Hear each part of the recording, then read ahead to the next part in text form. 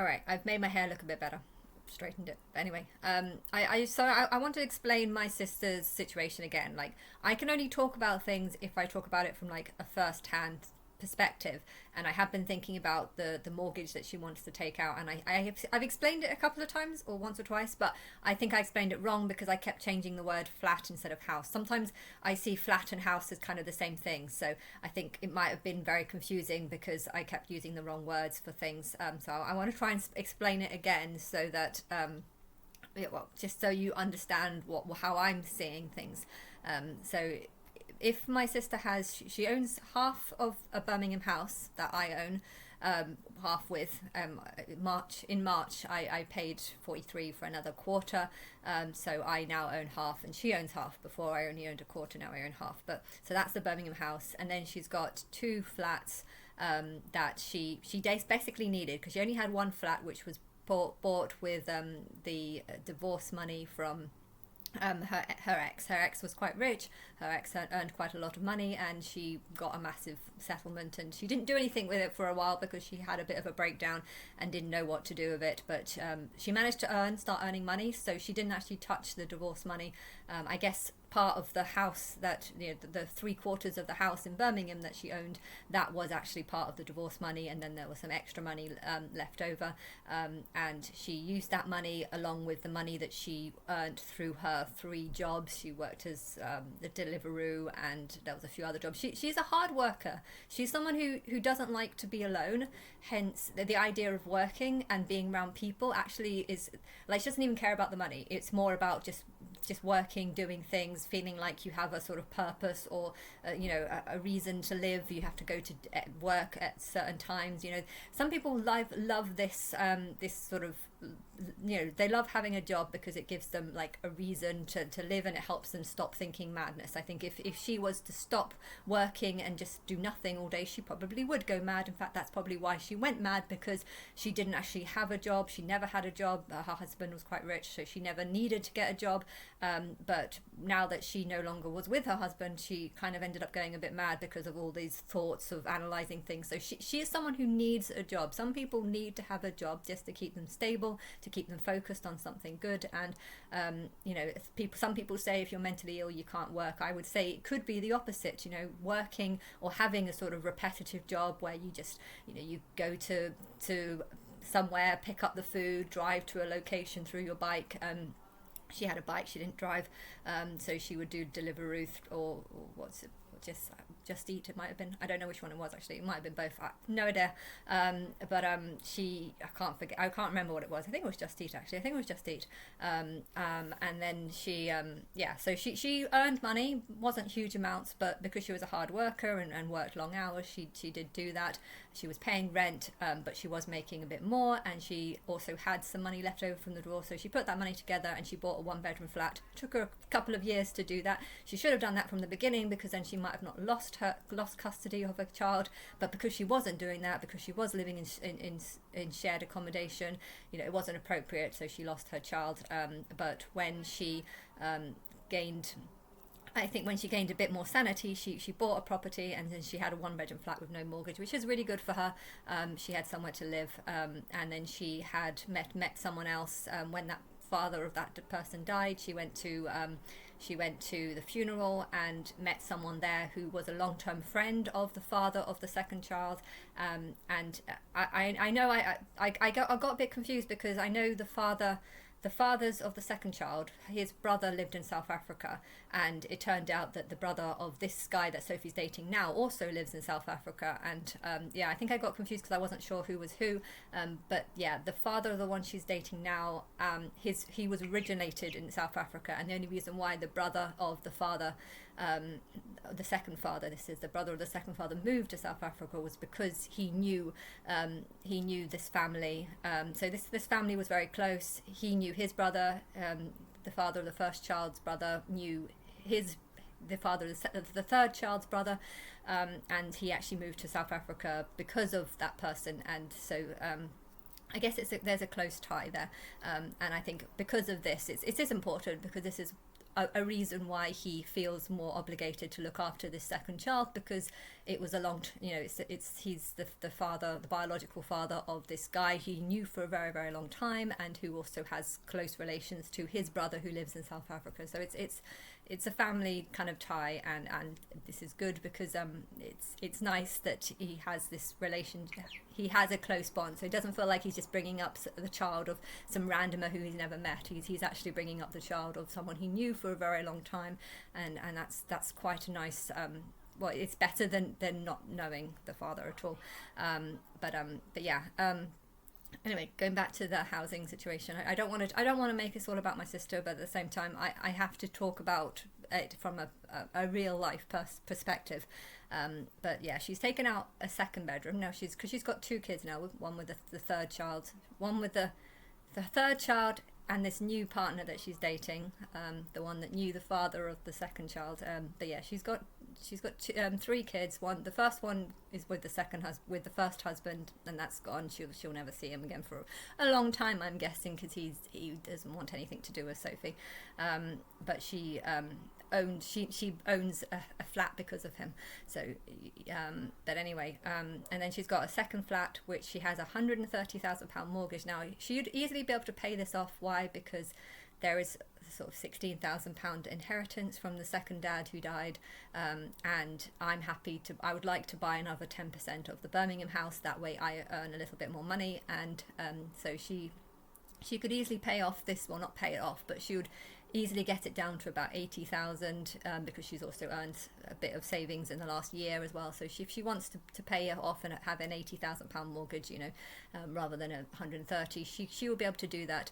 But she doesn't want to. She is thinking of using this money that I could give her, and the money from the inheritance of the second dad, and then take her savings from the last year, and then go and buy another property.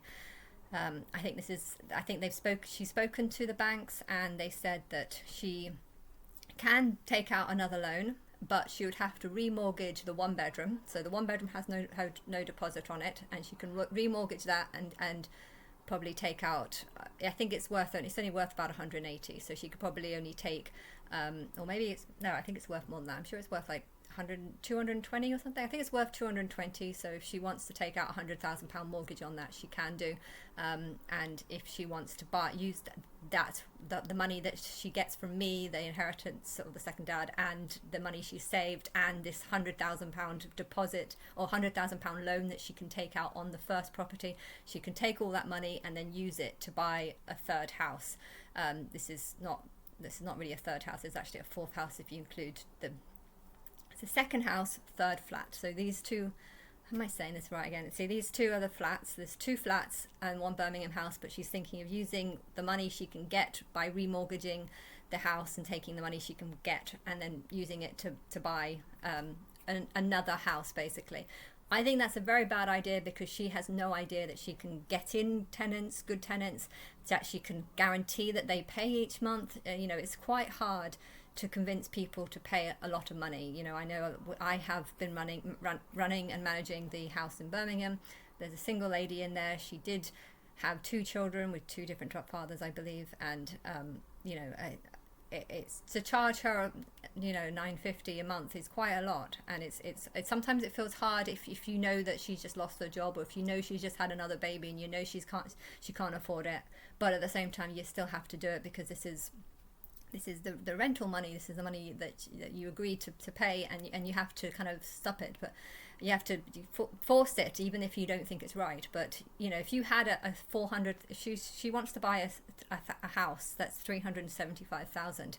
Now, if she can use the £200,000 that she can gather up through remortgage and through earning, well, it's not even going to be 3, it's going to be like 1,700. If she uses all this money to take out another mortgage, that the amount of interest that she has to pay on it would be about £15,000 a year. If she takes out £300,000 mortgage over the 2 properties, she have to pay £15,000 of interest alone each year.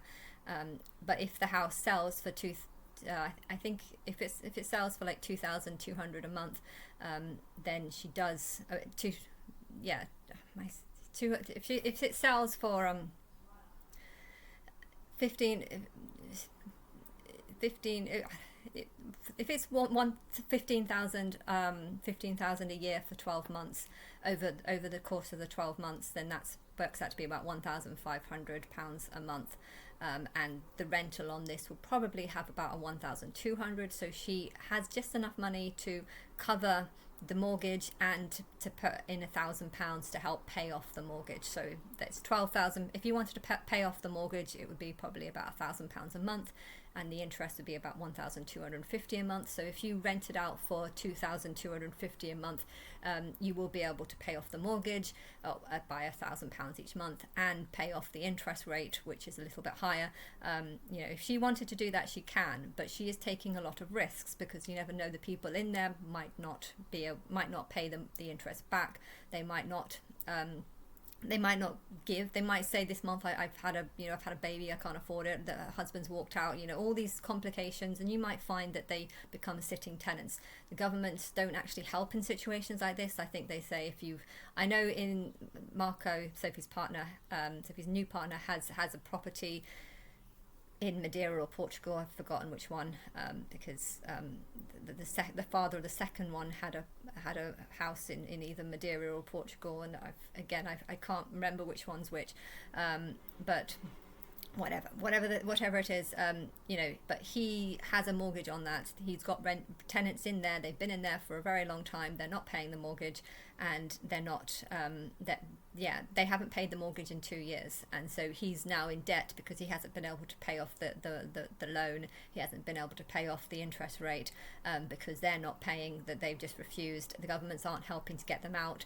I know his ex-partner has gone over there to try and get them out. They won't leave. They say they've got kids. They say that you can't just chuck us out. We've been here for 2 years, even though we've barely paid anything during this 2 years. I think even before they stopped paying, they were there for about 6 months and paid half the amount of money, or half the months or something. But they've obviously had a very bad tenant, and I think even before that they had another bad tenant that was only paying half the time. And so they've had huge amounts of problems. And even with all this, my sister's willing to just ignore it and just think, what, I'm happy to take out this £300,000 mortgage on these 2 properties, knowing that the rent will cover that mortgage. But it's really silly because she's already got another mortgage on the 2-bedroom flat that she has. So she's got 130 on the 2-bedroom flat that she could only buy with this mortgage. And I was happy to give her, the extra 18,000 to make her mortgage less, but she would rather use the money that I could give her for an extra 10% of the house. I would buy more, but I only have enough to cover that 10%. I don't have any more unless I go back to massage. I don't have enough to buy any more of that. But she is thinking of selling the 10%, taking that money and using it to take out more mortgages. But it's a really stupid idea because she's going to be making less money from the Birmingham house.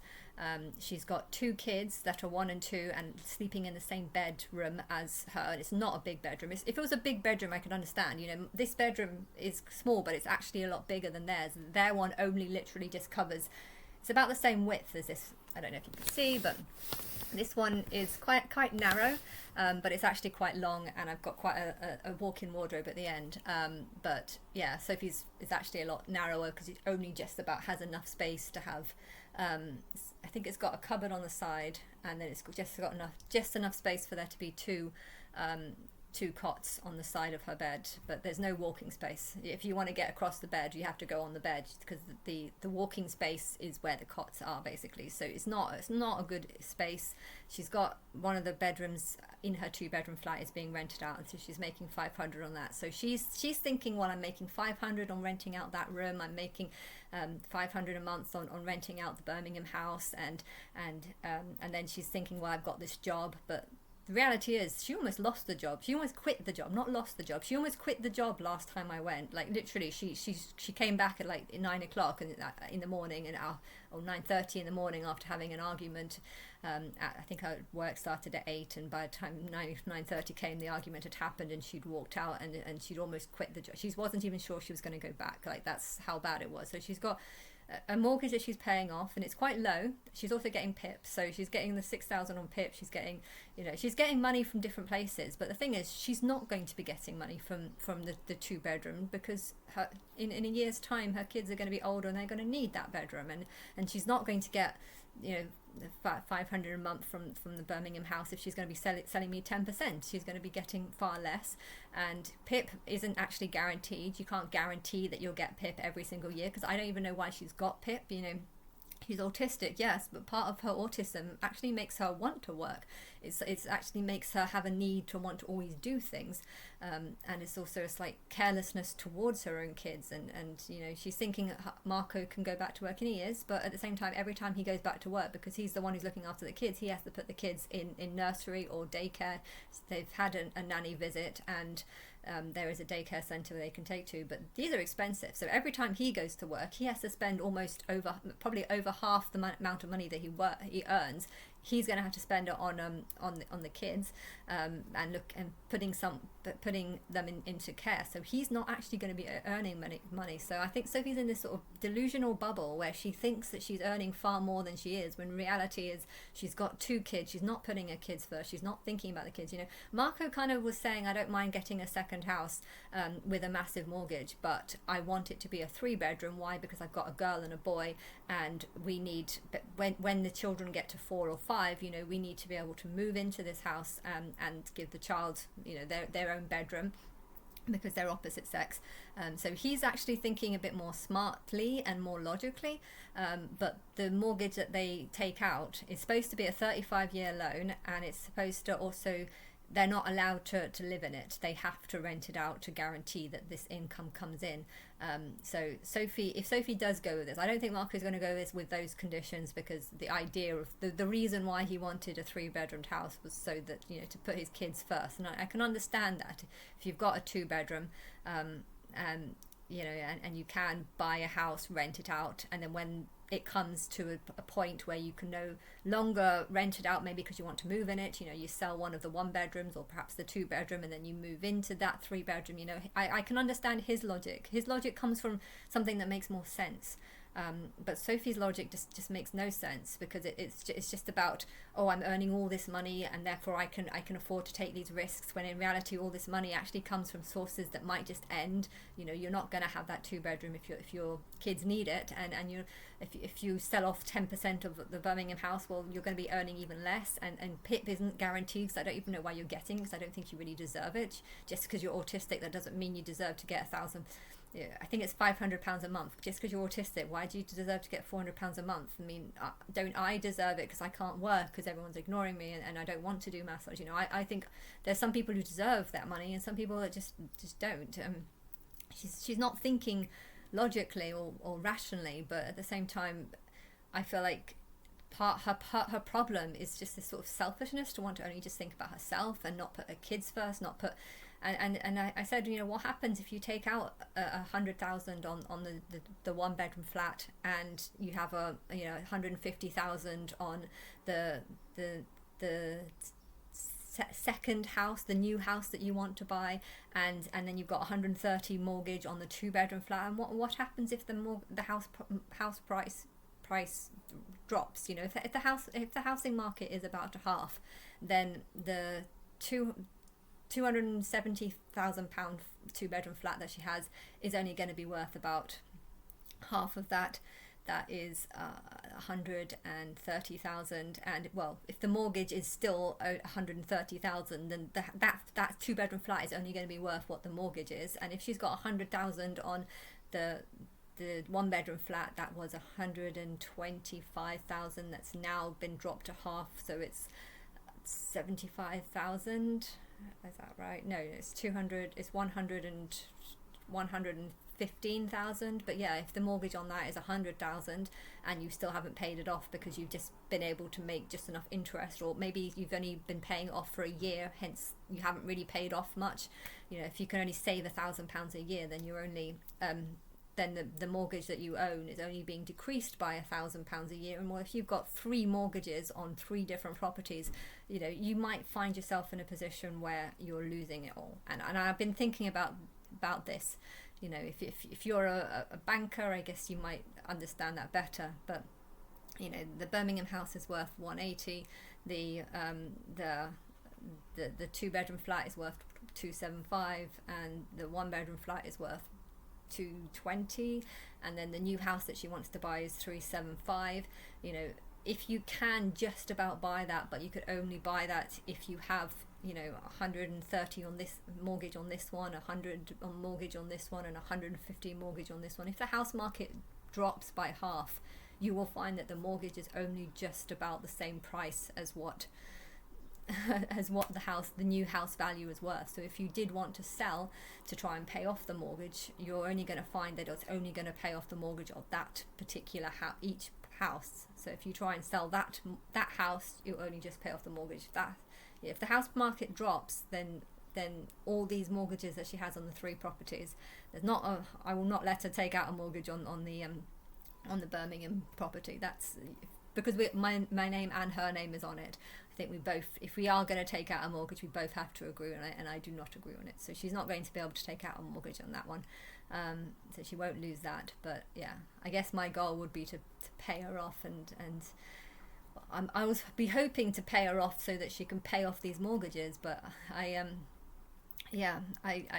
don't think she's thinking smartly enough. And I asked her, does it bother you that you might, if the house market halves, and you might find that the mortgage only just covers the cost of the value of the property, and she doesn't care, because she thinks that the government will just look after her, and she can just go and be like Lucy, which was the ex of her new partner, who is someone who just had 3 kids and just lives off government funding to pay all her rents and stuff on the basis that she can't work. I don't know why she can't work, but yeah, she believes that the government is going to be a security net for her. Hence, it doesn't matter if she's wealthy or not. So if it doesn't matter if she's wealthy or not, then why would you take such risk and lose what you have? I think she just has a need to want to just feel like she's richer, even if the banks own half the house of all the houses that she owns. The need to it's greed. I think it's greed, and I've been thinking more and more about it, and yeah. Do I care? Do I care if there are people that are just like my sister, who think I'd rather have 100 houses and have 50% mortgage on all of them? I'd rather do that than live in a big £1 million mansion. So I'd have the £1 million wealth, but it'll be spread out over loads of houses. And okay, if the house market drops by half, the banks will just repossess all of them, because they'll say that the interest on all these houses is 2,000, and now that the 2,000 a month, and now that the rent has dropped to 1,000 a month, they're not going to pay off the mortgage ever, and they're not going to pay off the interest rate. And as soon as they start doing that, that's when the banks come in and take everything, meaning that the deposit that they put in is just going to the banks, because that's the money that they lost when the house market dropped. But yeah, it's the house buyers that are taking all the risks, and my sister doesn't realize that, and I don't think she cares. She's not smart enough to care. But if she's not smart enough to care, then she didn't deserve to be rich in the first place.